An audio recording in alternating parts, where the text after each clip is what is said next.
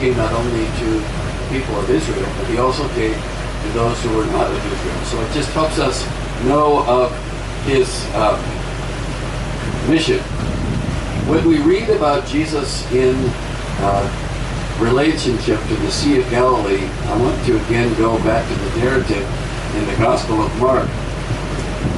When we read in the Gospel of Mark about the life and the mission of Jesus, one of the words that comes up again and again is the word Lord, which refers to his authority.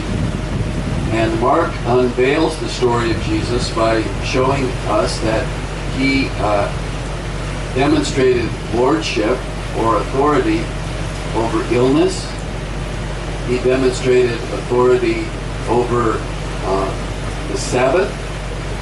He demonstrated lordship over tradition. And when he comes to the sea, we have that remarkable story in Mark chapter 4.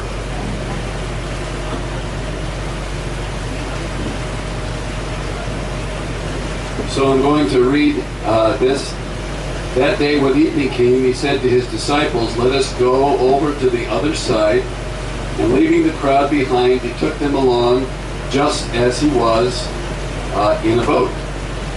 There were also other boats, and with him a furious squall came up right through that probably wind tunnel that's there, and the waves broke over the boat so that it was nearly swamped. Jesus was in the stern, sleeping on a cushion. We thought about offering everybody to take a nap while we're on the boat, but we decided that there's too much to see and do. The disciples woke him and said, "Teacher, don't you care if we drown?" He got up and rebuked the wind and said to the waves, "Quiet, be still." The wind died down and it was completely calm. He said to his disciples, "Why were you so afraid? Do you still have no faith?" And it says they were terrified. And they asked each other, "Who is this that even the wind and the waves obey him?" It's a story, but here we are in the very place where that event took place. And it just is stirring to me to think that as Jesus was continuing his mission, he was demonstrating authority not only over physical illness, not only over tradition, not only over the complications of the religious tradition, but he was demonstrating authority over nature itself. And then the following account in the Gospel of Mark chapter 5 is when they crossed over to Gennesaret. So Olga, where would Gennesaret be? Right about directly across. In the middle. And that's the story of the man who was possessed with demons. And Jesus cast out the demons and told him then to go back to his town because he wanted to go with Jesus. And Jesus said, "Tell the people how the wonderful things God has done for you." It's interesting, he told the man who had the shriveled hand not to tell, but here in the Decapolis, in the area where it was Gentile, he said, "Go and tell. Go and tell." And then, so Jesus is now demonstrating authority over the spiritual forces that are in competition on the earth, over demonic forces.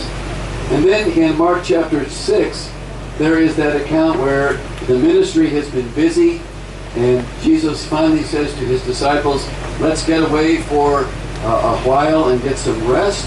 And he goes back to the north, and the people follow him. And so he teaches the people more. That's the story of the feeding of the 5,000. So that would be back up in that direction. Right.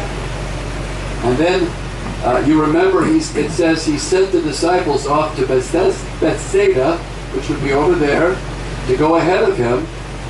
It said he made them go in a boat to Bethsaida. I'm imagining he was still up on the hill. And some way, somehow, in the middle of the night, still able to see, the disciples were struggling to get to their next destination. And you remember Jesus walked along the water almost like, hi guys, and they were stunned, and the waves stopped, and they were able to get immediately to the side of the boat. So here again is Jesus demonstrating this remarkable authority over the things that we find ourselves sometimes terrorized and tyrannized by in life.